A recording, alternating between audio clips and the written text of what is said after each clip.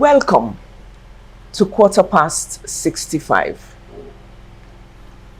This is our podcast where we honor the wisdom of age, amplify the voices of our elders, and bridge the gap between generations. My name is Dr. Stella Oluwarotimi Ayamaradogo. I'm your host. And in each episode, we sit with remarkable elders to hear their stories, to hear their reflections, and for us to gain timeless lessons. Together, we explore what it means to age with dignity, purpose, and legacy. You're welcome again. Today we have with us Chief Femi Akingbade. He'll be introducing himself because he's done so much in his young age of getting ready to climb up the 7th stairs in August. Chief Akingbade, you're welcome to Quarter Past. It's a great pleasure to have you, Dr. Dogo.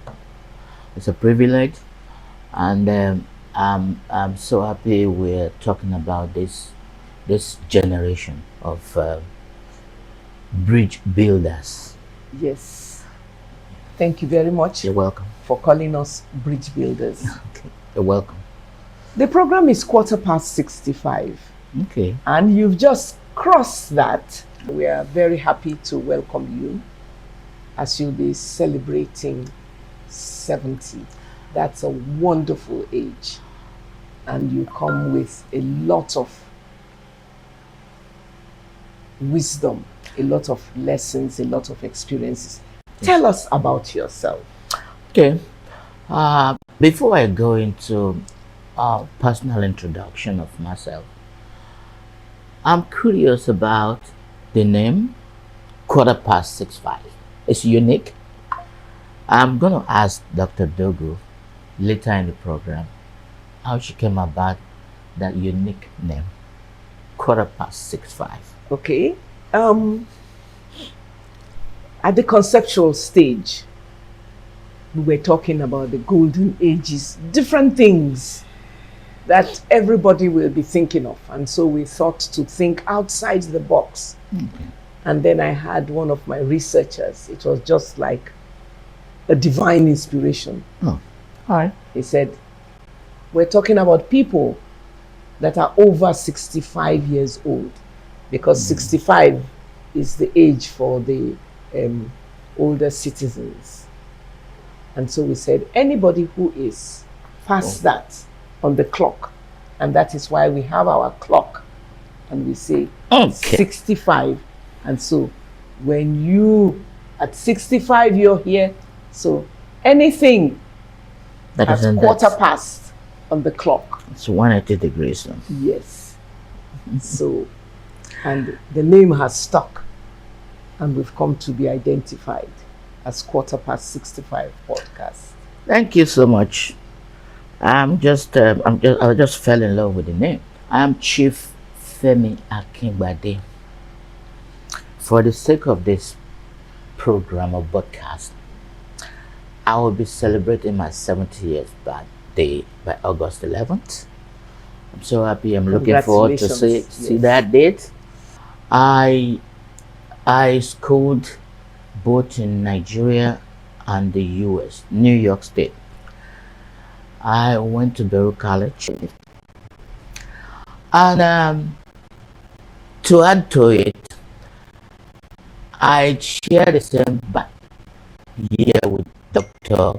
or ex-President Jonathan, and I was born in Brutu, fortunately by a suspect. Wow, Brutu local government now Yes. in I think that's in Delta. Some is in Bayelsa, right? No. Oh, is it still in local Delta? government is in Delta. Okay. Yes. Because we had a meeting in my election of 2010. We went to Abuja, and President Jonathan was the president then.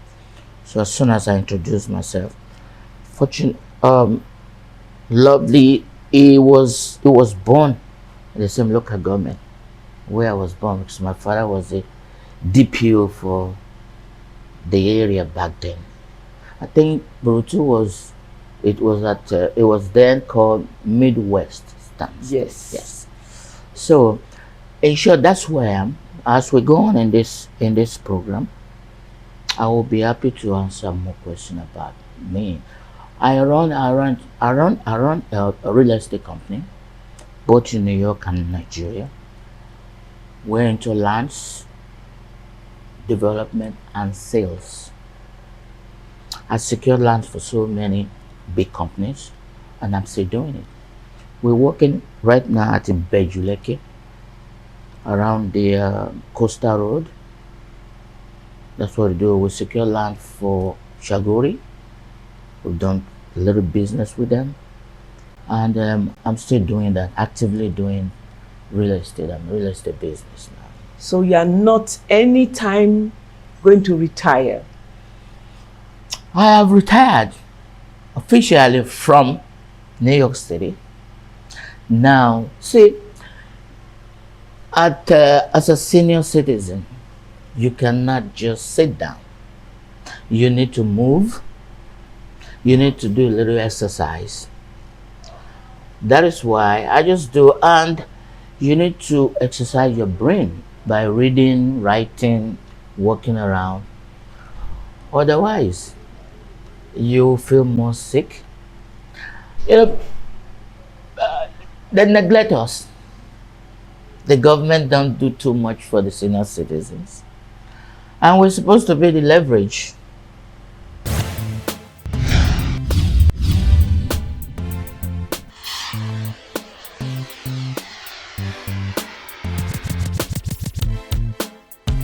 You're welcome back Thank to you. Quarter Past 65. And we're speaking with Chief Femi Akingbade, who's done so much. He's been in banking, real estate, he's done farming, he's done so much under his belt at the young age of 90. I must tell you that you don't, 70 Yes. rather, the young age of 70. I must tell you that you don't look 70. Thank you. I take that as a compliment. Yes, I'm sure that when people watch the program this time, they'll say, oh, where did she get this young man? But 70 is definitely quarter past 65. Yes. So you're welcome and congratulations. Again, it's my privilege. The older people, once they retire, people seem to forget them. Very true. They are abandoned. Very And true. sometimes they abandon themselves. That's true. Just like you were saying, you don't stop working. Yeah. You have to activate your brain. Brain. You have to keep reading and things like that. What do you believe our country is getting wrong about the way that it treats its senior citizens? Yeah, I think that's a fair question, and I haven't seen too many people on this subject. That's why I thank you so much for bringing it to the attention of Nigerians. The senior citizens, they have wealth of experience, like I said earlier, that the next generation can benefit a lot from. In terms of mentorship, they could, as a matter of fact, I would suggest to the government, they have to create a ministry or a department for the aging. They do have one. Okay, but they're not effective to where We are not hearing enough hearing about enough them. about them. There should be like budget for under education for them, like it's done in these developed nations. There should be senior citizen centers where they can go and socialize with their peers. And I'll go furthermore. I think they will be useful more in our educational institutions. From every region of the country, the east, the west, the north, you will listen to an elderly person when they talk to you. Naturally. Do they? You don't disrespect them. It comes naturally. But it's not happening. They get abandoned. They get disrespected a lot. Even their immediate family abandons them, either intentionally or the otherwise, because they have to move out with their own family at the point in time as children. Their wives, probably some of them, their wife passed, so they're alone in the house. No matter their status when they're young, they can build a big mansion. Their kids will eventually leave, and they are left alone. And there are a lot of abuses, name calling. Some of them they having mental issues like Alzheimer's. They forget who they are. Dementia too. They say things they didn't do. I've seen some elderly people, they will be indicting themselves that, oh, I killed somebody. They get treated, they get called names like witches and all that stuff. But if the government can establish a small of a housing, government could build an housing for them where they can interact with their peers. Senior citizens, homes, yes, nursing homes. Exactly. They have a center for them. You feed them. They play games, Ludo, Ayo, chess. Understand? So they interact with their peers rather than they just sit in the house, just gazing at the ceilings, and their brain will not function. They'll have a brain fog. Yes. So those are the things the government can introduce. And moreover, they should provide buses for them. Take them to centers, entertainment centers, like to the stadium. You want them to turn senior citizens into tourists? Yes. Who will be taken care of? They go to Olumo Rocks for visitation. They go to that place in Calabar, Obudu. So they can arrange stuff like that, just to activate them, and more when they're in schools, they can work with the school authorities to speak to counsel trouble kids, students. So students in other words, you're saying that we shouldn't just leave the senior citizens. They have invested in themselves, in their own education. The government has invested in their education. As they went through work, the private sector or even the government invested in training and retraining them. And immediately they're 60, 65, you just say, thank you, and that is it. Yes. But all of that knowledge, what you're saying is that it shouldn't go to waste. Exactly. We should look for creative ways. Exactly. Whereby all of that knowledge, all of that experience, all those lessons they've learned should be plowed back into society, for the next generation. The next generation. Then we have a sane society, because a lot of things going on now with the generation that is alien to senior citizens, alien to our culture, alien to how we grew up. Exactly. They sit down and wonder, is it the society I grew in? They wonder endlessly. But some people will say that they too went through. There was a lot of things that happened When my generation were growing up in the 60s, they wore, we came up with the minis, with the labu, with bell the bell bottom. bottom, with the platforms and Yes. things. And so our parents were looking, what is wrong with these? Have they gone mental? Yes. Is that not the same kind of thing that's going on now? It is to a certain extent. Every generation is unique to their environment. When our fathers see us dressing bell-bottom pants, the 6-inch high heel platforms, they wonder.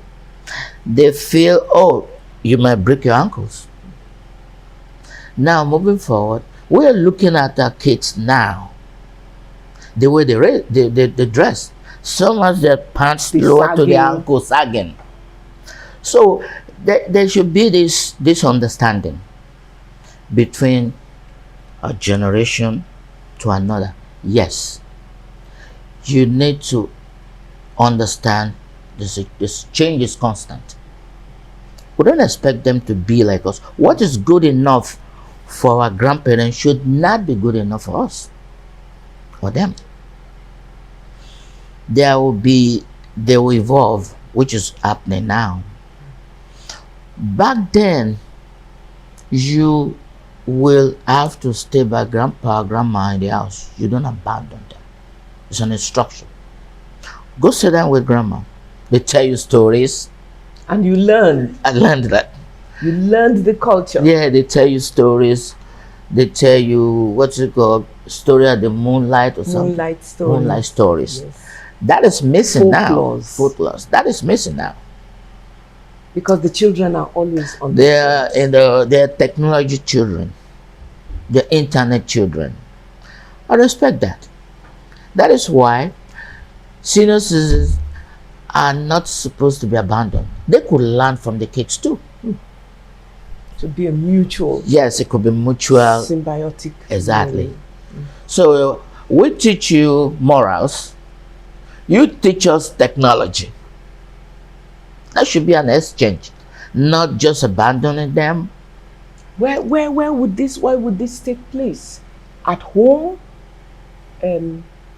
by the government, by the private sector, in workplaces? All you have said can do their part, their bits. If you push them to schools, they can learn there and they can exchange their own experience growing up. What they cannot listen to from their teachers, they will listen to a senior citizen.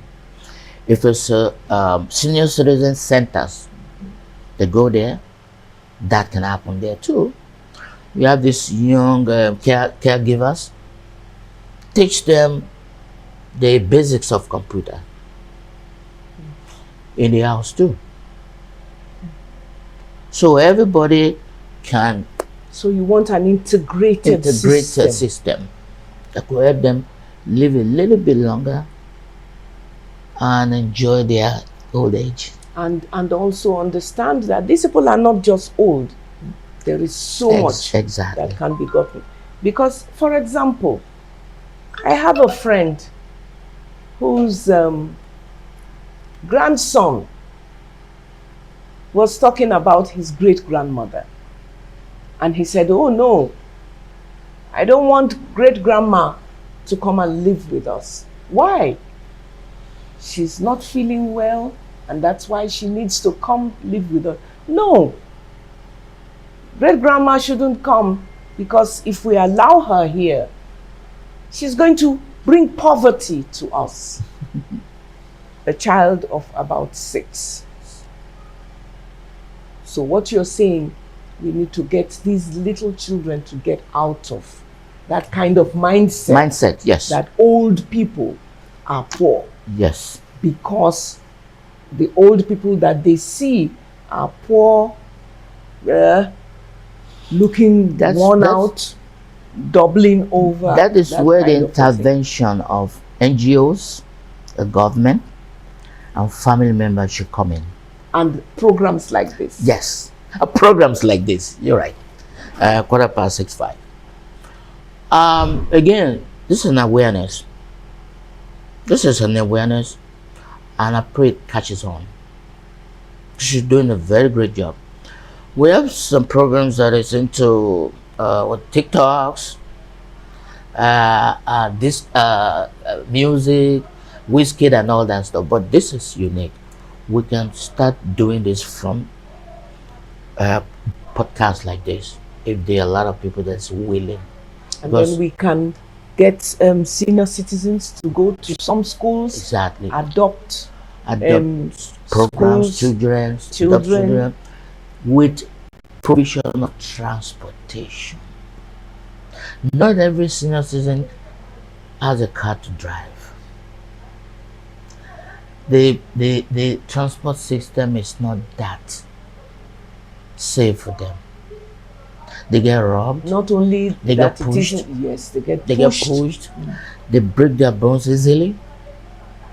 So there must be senior citizen transport system where the fee they pay is within their income. Inflation again has eaten into their pensions. And the pensions are not even worth it Exactly. in the first place. I've had people on 65 who talk about the abysmal amount, the shameful amount that they get from their pension. It's true. My mother retired as a chief welfare officer. She was in the social services. And until she died, 99, her pension was 27,000 naira. It remains that. And that was after it had been stepped up and stepped up. Some people receive 43,000. Some people not even up to 100,000. And we hear so many stories. Pensions 4,000. What can they do with that? What from your heart should the government be doing to ensure that senior citizens have what we call sustainable livelihoods? Yes. Part of what we've been discussing is part of this that could bring relief to their living. Aside from them being lonely at the tail end of their lives, government, I'm not going to exonerate government's responsibilities. They need to evaluate their pension from time to time, adjust the pension to the rate of inflation, create services for them,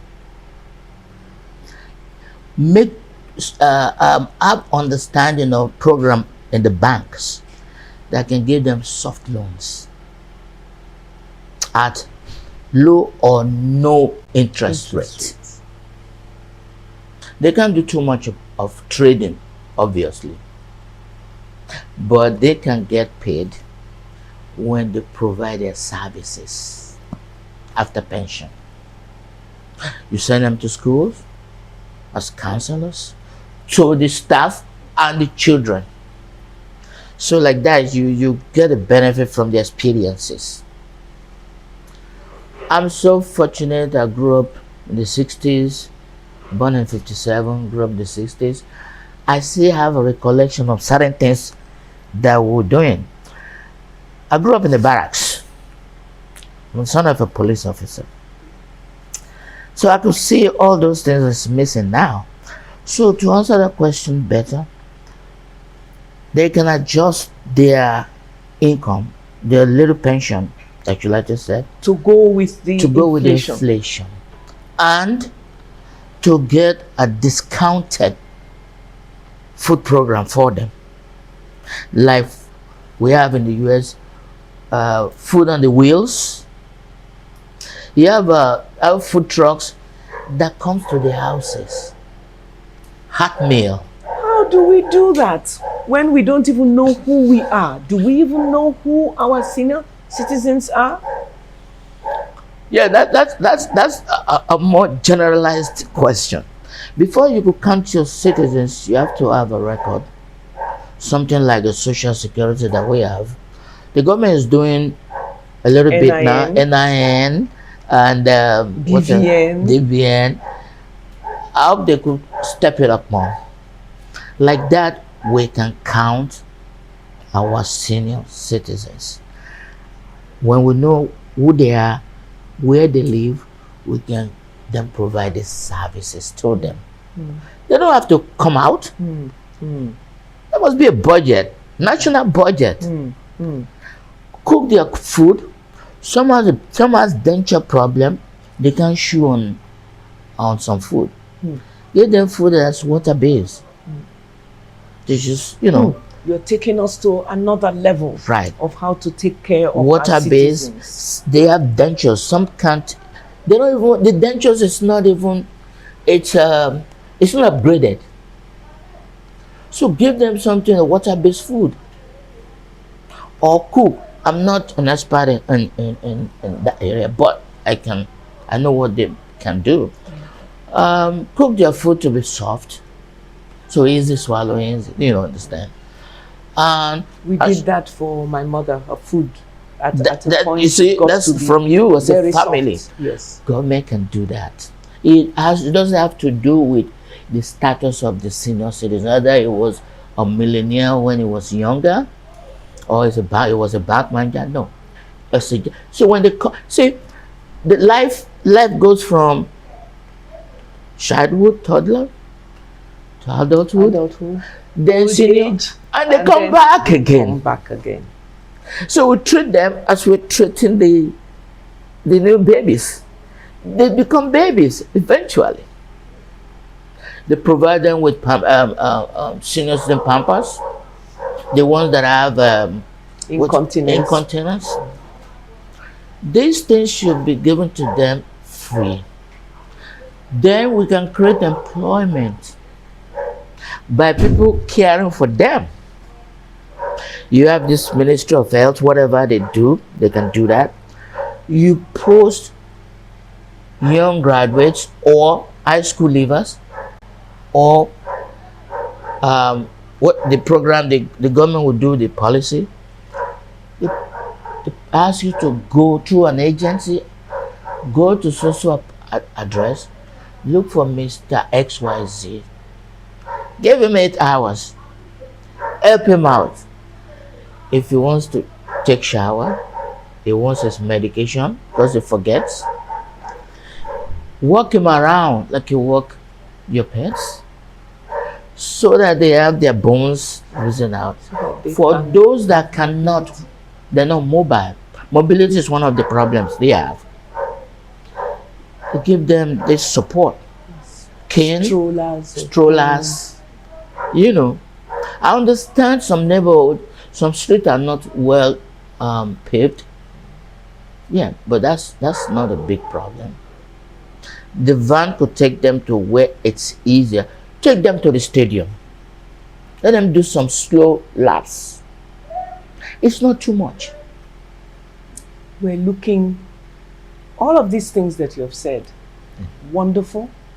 That's where we would want to be.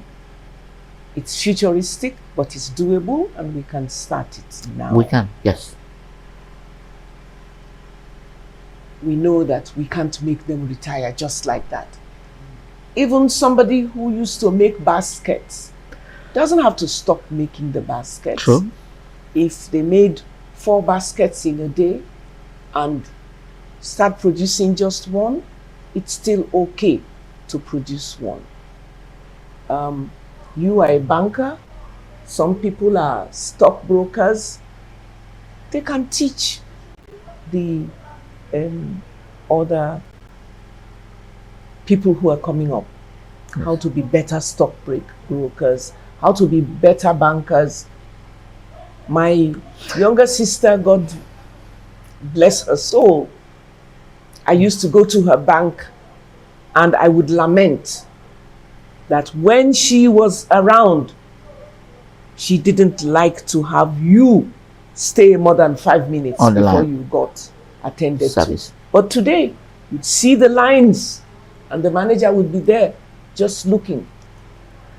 So you're saying those are Those are the kinds of things that we can do. The Exactly. senior citizens providing counseling, providing mentoring for themselves and for the younger If I generation. may add this, the among the senior students that they're a little bit active, they can be used as volunteers. Yes, The volunteer that their serve time. time from certain, they can work full day because of their age and health. They volunteer 2 hours, 3 hours of their time daily. It's beneficial for them and the institution or the children that is benefiting from it.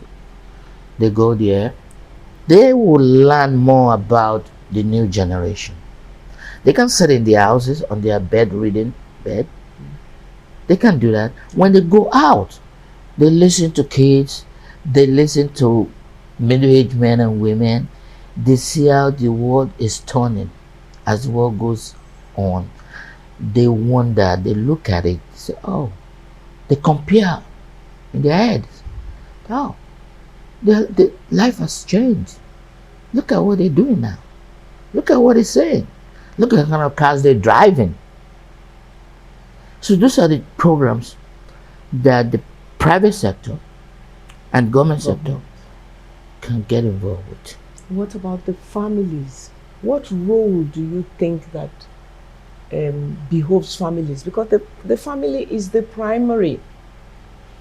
Yes, they're very, very important. I think, as a matter of fact, they're the entrance to all this.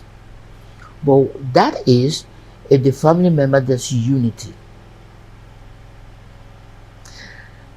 Where there is some family, after the senior citizens or they leave their houses to go and start their own family, they don't often come back on a visit. They forget.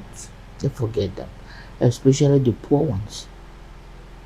When a grandpa or grandma has money, you still see their children, the family member come around. It's not the same thing for the poor and bedridden senior citizens. Those are the ones. But you know, back in the day, the community used to take care of the senior ones. Yes. But today, even if you go to our villages, parents who are very old, widows, I don't want to Single them out. put a descriptor. Widowers, they're left on their own. Nobody to say, Papa, this is there, Papa, that is there, Mama, this is here. What should we do? So you are saying that communities should become more integrated, Yes. should be united in love in order to take care of their aging ones. Yes. Yes. In Bayelsa, where I come from, in my part, okay. we do take care of them. We call them Amaukosore and Amaukosara. The oldest person in the village, the oldest man in the village. So that is in itself a distinctive, respectful, honored title that you get by dint of your old age, and people take care of you. That's missing now. It is missing. That's missing now due to so many factors. The rush for money, the absence of mentorship, like we already mentioned earlier on. See, when you don't get somebody to tell you some things, then exodus will travel out. Because with the Japa syndrome. yes, they're not getting what they expected. Because you imagine somebody has a bachelor's degree at 22, is not employed, so he's not going to have time to go see his grandparents in the village. He's still thinking about how he's going to find his food, how he's going to put some food on the table for his own family. So we have to be fair here. You don't expect them when they have no employment, no income. They don't have the money to travel back home to go see grandma or grandpa. So this is where the NGOs funded by the government, we call it NGO. There's no income. That's what it means. But they need to get donations, sponsorship from individuals, like you rightly said in the opening speech. So it's all hands on deck for senior citizens. All hands on deck. It's not a responsibility of the family members only, alone, or the government, or the NGOs.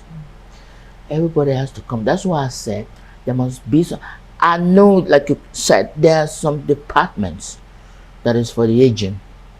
I think I've seen that inscription. In fact, there's the National Senior Citizens Association Center, by the Oh, government. center, And they have said that in each department, because aging is interdisciplinary, just as you have said, it's not only for the Ministry of Women Affairs, Exactly. it's not only for social services, it's for every department, because the old people get old and they need medical care. Exactly. The old people need to be taken care of, social services, transport, all of those feeding. things. So they've insisted that in all of these various ministries, there should be a desk. Yes. Just to remind everybody that aging is for all of us. I am totally. All right there. I'm gonna be personal right there. Up till this morning, I'm not sure if I see myself as a senior citizen. Not yet. No, with my age, at least. But what I'm trying to say is, when I took a walk upstairs, you will feel it. It's not happening when I was 20, 30 years back. That you would just boom, you come back quickly. But now that is telling me what you're thinking in your head is not what is happening in your physical body. You're getting old. Imagine the 80s, 80-year-old, or the 90s, or the 90s. Imagine what they're feeling. If there's 1 year to go, is feeling that way, and it goes into everything we do or do, including relationships. Except you just want to be in denial. You are not that stored you used to be in your 30s. If you're lucky enough, I have some of my mates that are already on a walking stick. That's true. They're bent. They walk like that, like apes. So that is age catching up. You cannot dodge that age. Yes, but there are things that you can do to make it easier. Yeah, that's what we're discussing here. Because that's what the gerontologists say. So happy, let me put that with that. In each ministry, they want to create a desk. Yes. To remind everybody. And to do what needs to be done. Exactly. When an age coming for service, you attend to them. Yes. When they are in the bus stops, you give them. See, when you get into buses, train, offices, overseas, you see to say reserved for the senior citizens. You cannot sit down there. So you are advocating that everybody should be aware. They should be BRT. Yes. Is government sponsored, either local government, state level, fed level. Let's reserve some seats for them. In the banks. In the banks. Let it be done. Every service has to do, even private sectors. Give them an opportunity to get things done much more easier. You can't be pushing and shoving them. When they fall down, that's it. Because their bones are becoming brittle. So introduce these services. I hope the government is listening. They're trying. This but they have podcast not will get gotten to there. somebody, I guess. Yes. Your career, Yes. it spanned the banking sector. It's more of consumer affairs. My major in college is banking. Banking. But now with what I'm doing now, I think if I have a way out, when we develop housing for sale, we need to have a program in the bank that if you are within this age bracket, you don't pay. You don't have to you don't pay have to pay everything at once. Bank will guarantee you're not making money, but they need housing. They need somewhere to lay their head. Because some of them, when they were working, their employers paid exactly for their housing. And so when they retire, then they don't have housing. They can't afford the rent now with their pension. Not every senior citizen has a house of his own or her own. And yet a senior citizen told me, said the most important thing that he would advise anybody growing, anybody's trying to set up themselves for the future, is to have for their heads. That's true. And you are saying the same thing now. Yes. Have a roof over your head. They have, no matter how small, if it's a functioning apartment, windows, livable apartment, habitable apartment, that's all they want. They don't want a duplex. They don't want a chandelier. Just give them kitchen, bedroom, and the bedroom has to be designed with specific specification. You cannot put a bathtub in the senior citizen apartment. No, and you must have railings. Railings they can hold on to when they're walking. And when they are having their bath, to sit down. And then they are not that alone, like I said earlier on. Ministries to send aides to them to assist them when they're taking shower. That's when I remembered the Beya thing in abroad. Government provides that service for the aged. They send you there to take care of them, to be around them, like your work, like 8 to 5. An expert in gerontology, Dr. Omokaro, who was the first CG for the National Senior Citizens Center. She got more interested in gerontology when her friends abroad were sending her to go and check on their parents. Something that you have said. So, how many people do that? It's all part of looking back. But she was maintaining fidelity to her friends by going to take care of the parents. See them? So we must have a system, some kind of structure where somebody will be taking care of the aged ones who have been left at home. That's exactly what the discussion was a few minutes ago. Yes. Where the government will send health aid, they call them. They put them in 3-6 months training. How you administer care. It's not a college course. It's a certificated course. They teach you how to turn them over without breaking their bones. You tell them what to do when they're in trouble, when they fall down. So immediately then you call the doctor. That's why they have to be attached to a medical doctor. Attached to the hospitals. Like the HMO. Attached to. You've brought up a very sore point. HMO for them. Do we have good health care services for our older ones? What you're saying is visionary. It's futuristic. But do we even have health insurance for people who are strong enough That is part of why this podcast is important. You're doing a very great job, Okay. Doctor. I commend you. If more people get involved like you have done, leave the Gen Z situation with your TikTok. Get more into gentology, right? Gentology care. I think we'll have a better health services.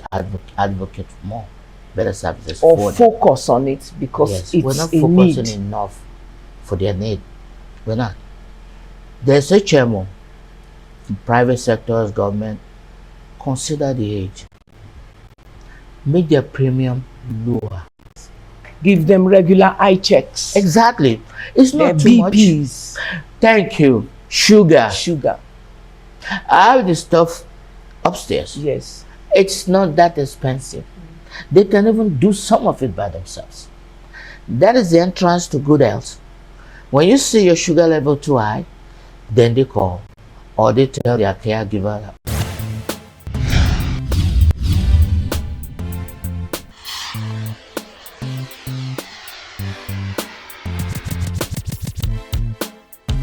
Welcome back. This is 65, and we're having a very interesting conversation with Chief Femi Akingbade.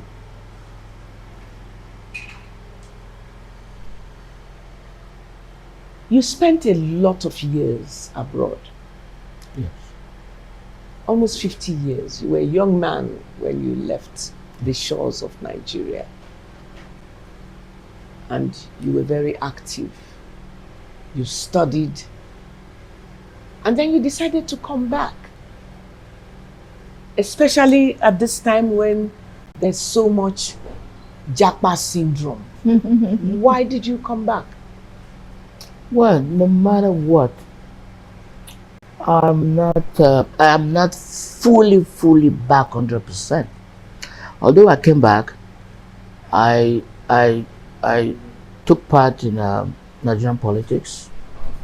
I ran for House of Representative twice and House of Assembly once. Spent a lot of money.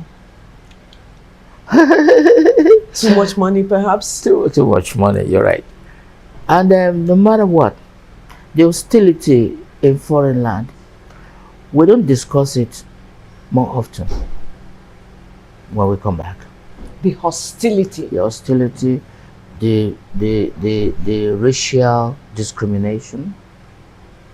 And again, We don't discuss that. we don't discuss that We enough. just see that there's 24 hours light, Yeah, we say it. there's gas, You don't discuss there's transportation. what you go through as Nigerians or Africans in those countries.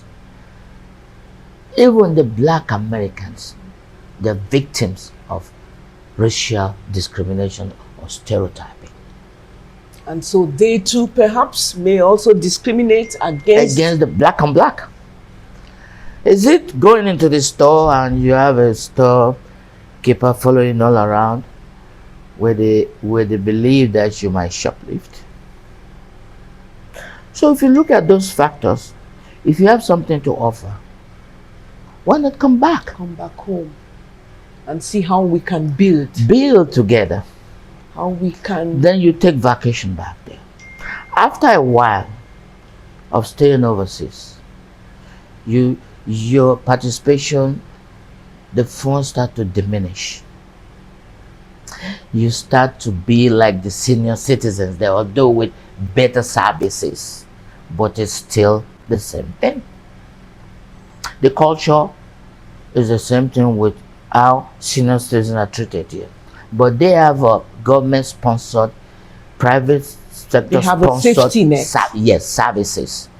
But personally, as senior citizen, you go through the same thing.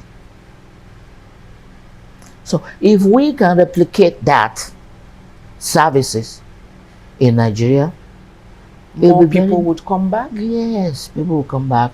I have on my phone, I was going to show you. I have a friend that just started senior citizen accommodation around here. Wow. Yes, on my phone. She doesn't have clients. She's thinking of closing up. Why? Because not too many people can afford it. One, not too many people has this orientation of the goodness of the service. Some The can, awareness maybe is not awareness is not there. They can't afford it. They don't see the need for it. there, but there is a need for it. Yes, that's what I'm trying. Instead, they take grandma and grandpa back to the village, abandon them there. Oh, They will be there, no hygiene. So you need to provide aid for them. Give them a bath at least once in a day. Feed them. They can cook. So these things will create employment. People will get into the caregivers, business. Yes. more nurses. Exactly. Nurses, mobile nurses. We don't even have healthcare professionals here. They are joined the Japa syndrome anyway to look for better salaries, better services. So government should do enough to encourage them to come back. When you came back, you started a farm. You had a big farm. Yes. You still run your farm. Yes. After farming at Jiroko. Do you think more people should go into farming? Definitely. Food is very important in any society. Look at the situation with food supply now. Once there's a break in the chain of supply from the north, you suffer in the south. The herdsmen, the bandits, they're disrupting the basket of food, which is Benue, Plateau. Inflation comes in. College graduate. To go back to the farm. Yes. But some of them are coming to the farm now. Farm business is lucrative now. Who are the people doing own food? I have a little backyard farming. I'm thinking about that. They're hungry. They're jobless. Things that get youth corpus can be used in different areas for that 1 year program. Military education. They don't need numbers, not enough. If I go into military training with you as a copper, you know, people from the north come to the south, south goes to east, you exchange regions like that. You get to know each other better. I'm in a military training with you, not the vigorous one. No, I'm not saying NDA style. No, basics. And you know my potential in the camp. You dare not rob me. You won't dare it. Because you know I'm a marksman too. In training. Oh, Femi lives there. He was my mate in the camp. That boy is hard. He can shoot. You think twice before you come and rob me. That is benefit. Cheap. You can see in the US I don't even want to reference US now. It's unfair to Nigeria. But they're big brother I don't do that often. I just take the good services that's going to be beneficial in my country. That's what I reference. I don't try to expect Nigeria to be at the level of US now. No, that's unfair. Look at their ages. The US is about 300 years old. We're like 100 or something. 60. 60.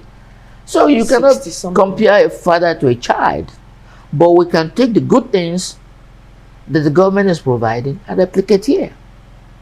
And you still think that something like farming provides enough employment? Yes. But again, one of the things that people have talked about in farming is that, one, it is subsistence farming.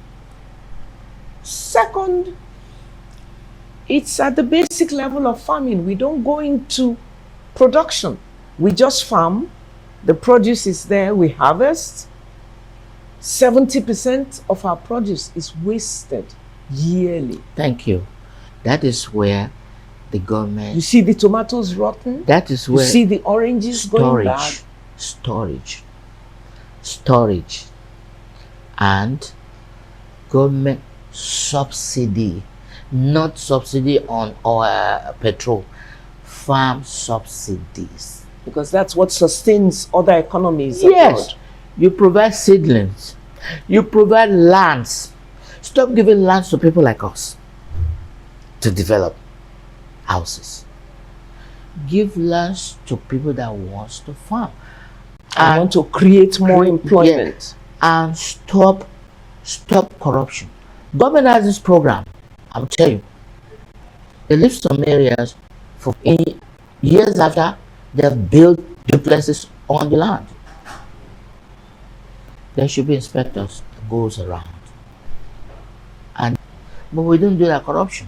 You'll find that the man that's supposed to do all this check is the one selling the land or building on the land. So farming should be encouraged for food sufficiency. Even if you just have to feed your family only, that would be nice. Just your family. You will reduce people going to the market. People that goes to the market foodstuff to buy foodstuff will be limited to people that really wanted it, that really needed it. It's not going to be, I have everything at my backyard. We should go and look at your Just farm. pluck it. At the end of the program, we should go and look at your farm. Just pluck it. That's good.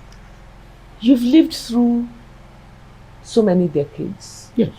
7 decades. Yes. You saw Nigeria get its independence. You've seen us through the different challenges and trials that we've been going through. If you were to sit down with a grandchild, what are the things that you would say to them about life and how to prepare for living a graceful Thank you for that question. age? That question, if I want to go into that, it's going to take a while to share my experiences, what I expect a family member to do. However, there's certain areas that I would suggest. I'll start with education. No matter what you are, what you do, what your poverty level is, what your connection level is, or your ancestry history is, try and get education. It's a sledgehammer. Education is a sledgehammer in any society. It breaks down the doors that is closed to the privileged. To the underprivileged. To the underprivileged. And to the privileged only. Because they have money to send their kids overseas to good schools here. But once you are educated, you level up with them at certain time. Because they employ you based on your qualification. Then from there, you start to do your networking. You start to be important as well. You start to go places. But you start to work hard and maintain fidelity to your employer. Education first. Okay. That is the opener for every other development or achievement. I put it that way. If you're not getting employed, you have the ability to sit down and think. Education don't make you richer than the next guy. It makes you think better than the next guy. You could reason a lot if you're applying yourself. Everything that I learned in college, I don't apply it to day-to-day life. No. It just helped me to make a better decisions. To solve certain problems. Certain problems wisely. It helps you to discuss where people will recognize you and say, oh, he's full of wisdom. He has some education. Let's give him a break. Let's give him this chance. Then you're just talking like Einstein, and they ask you, what are your qualifications? Oh, you said I have wisdom. Nobody's going to employ you. They want to see the proof. Education is just the diploma you have. The paper. But it's the paper you just present. yes. Any, I won't say any. Most people don't understand that what you need with education is just sit down for certain hours. They say 120 credit hours will give you a bachelor. Yes. They want key into it as you go on in life. And maybe yes, yeah, that's the most important that I can see education. Where you can get it due to some obstacles, get trained in a skill. in a skill. When you get trained in a skill, it gives you an income as well. Do some things. I would say put the right connection in place for yourself, which is called networking. For our society, it's most of the times it's not about merit. It's not. It's about who you know. Again, that will come. It comes back to education, because I'm your classmate. I did some English 101 with you. You remember me when I come to you. Say, Jide, I need some help. So, oh, Femi, I remember this guy in college. So I think I will again add one more thing apart from networking, skill, and education, which is every other thing that is coming under education anyway, but with different parts. It's like the hand of octopus. The head is there, which is the education. The other parts move. You know. Well, skill, education. I think yeah, I'll stay with that for now. What about spirituality? What does spirituality have to do in how you grow and how you age well? It's a very sensitive topic. That's why I don't go there that much. Because even in government, there's a separation of governance and religion. It's a private thing. If you're not careful, you'll step on toes. If you are for religion, some are not for religion. And there's so much going on between Christianity, Islam, and the alternative. So if you try to put, I think that's an individualistic thing that I'm talking about spirituality in terms of how it grows your conscience, how it makes you to be morally upright. Doctor, thank you. How it brings about, it deepens the right values in people. Again, I'll go back to what I said earlier. In school, in education, high school, college, they teach you religious studies. In colleges, they teach you cannot kill a fellow human being. You cannot make people cry. Stay married. Don't make your wife, your husband cry. Be a responsible father. Be a responsible family member. You get this training, these advantages through college too, through education. But I would think that those are the things that you also get from the family, because the family is the building block. It's also education. It might not be in the classroom. What you're getting from your parents is education in a sense. They're building your values. Exactly. The value, thank you. That's the word, value. They put value into you in a way of educating your mind spiritually. You go to churches, the sermon teaches you what is good to do to a fellow human being, what is not good.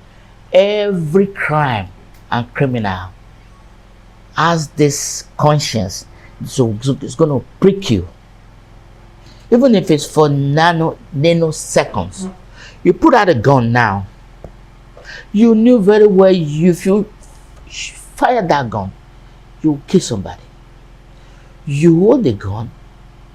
If you can recognize that moment when your conscience says you want to kill a fellow human for his property, now you ignore that one. Every conscience, our conscience is very, very pure. Even if you're a devil, it tells you that's wrong. Or you might have committed the crime. There's a conscience, something will tell you inside you, you got to shit. What you did now is not nice. That is the voice. How many people are listening to that voice is the question now. I recognize them when I do stuff. I know when I hurt people. I am not an altar boy. I'm not a saint. I do make mistakes. And I knew it in my conscience when that happens. And I know every human being has it. Except maybe some people with mental instability. They cannot coordinate what they have in their head with their actions. That's medical. So spirituality is part of it. It builds you. It builds you up to be a responsible member of the society, because you listen. If you can't read the Bible, at least you can listen to what people tells you. You can listen to what your parents have been telling you. They don't steal. When you take something that doesn't belong to you, they strike you in the hand. Don't lie. Don't lie. So you Be get faithful. That. Be loyal. You get that from, if you're in a marriage, don't cheat. You know, it goes to the both genders. Cheat wife. You know, it's not cosmetics. It's real. Those are the things that guides us, and that comes with our conscience. When we deal with, you know, things. You're a man, you're cheating on your wife. You're a woman, you're cheating on your husband. You are planning evil, which is going to rock your marriage eventually. So spirituality is with us from when we're born. You don't have to come to the world and start learning about it. You listen. They instill in you through their parents, through your friends, through school, peers, and later in life, when you become a child again, you miss those things. That's the difference between the senior citizen and us. And no, I'm not. You see, I keep forgetting that I'm there. You're getting there. And that you're right there. Okay. So it's been wonderful having this time with you. Thank you. We've talked about various things, and I hope that people have learned. I have learned one or two things from you. Thank you. And that's the whole essence of the program, Yes. 65. We've been talking with Chief Femi Akingbade on 65 today. Thank you for joining us on this edition. We hope that today's conversation has inspired you. If so, treasure the little nuggets of wisdom, the little lessons of how to live life. Treasure them with you. Don't forget to subscribe to our various social media handles: YouTube, Instagram, Facebook. Also, tell us what other kinds of topics we should be discussing on 65. Until we come your way again with another interesting, inspiring, treasure-filled episode. I am Dr. Stella Uluwarotimi Ayamara Dogu. Bye for now.